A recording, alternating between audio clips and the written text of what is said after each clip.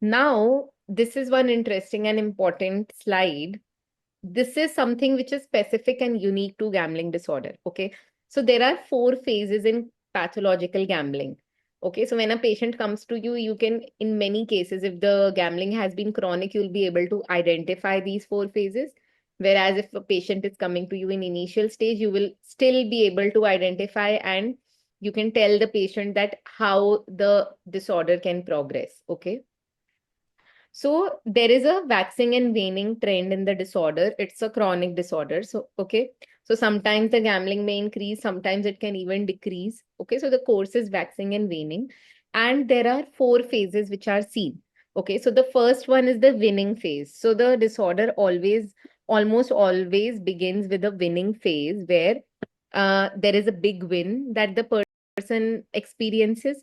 So and it is so big it may be equal to the salary of a person, and this big win hooks the patient. Okay. And many do not even have big wins, but they use gambling as an escape from their problems. So when they gamble, they experience that pleasurable effect, their stress goes down. So this is like a winning experience from them, right?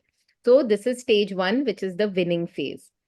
Now, after this comes the next stage, that is the progressive loss phase. So, here what happens? The patient, when the patient's life gets structured around gambling, right?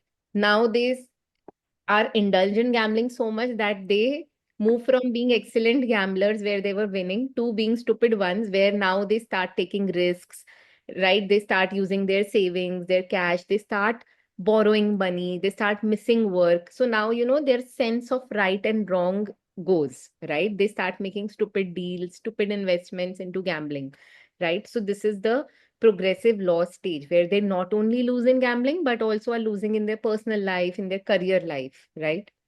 Now after this comes the next phase, that is the desperate phase. So what happens here is, now there is, here the patient totally gets crazy. So now the person starts gambling with large amount of money, because now what happens is the person has not got a profit or has not won since a long time. So now he has that desperation to get money, win even a small amount. If they win, they're going to feel happy and get that high. So now they start investing large amount of money. They are not able to pay debts, and they even lose the intention of paying debts. Their only focus is to get more money and just invest it, right? They start becoming involved in with taking loans, writing bad checks, and embezzling. So embezzling is stealing or using money misappropriately in one's trust. So you people who trust you, you are using their money, and if you are using money from your organization, so basically you're doing frauds and applying it here, right? So this is the desperate phase where you get desperate and you are ready to do anything just to stay in the game. Okay.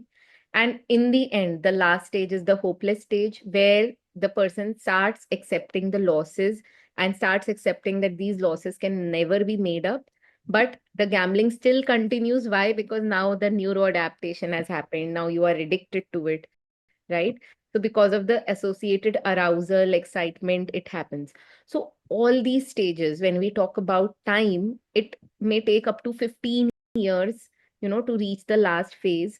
But then within a year, the patients, the people after these 15, 16 years, when they reach this hopeless stage, till here they are totally deteriorated. So this is that 15 to 20 years of time where people are totally involved in all these activities, and in the end it leaves them totally deteriorated.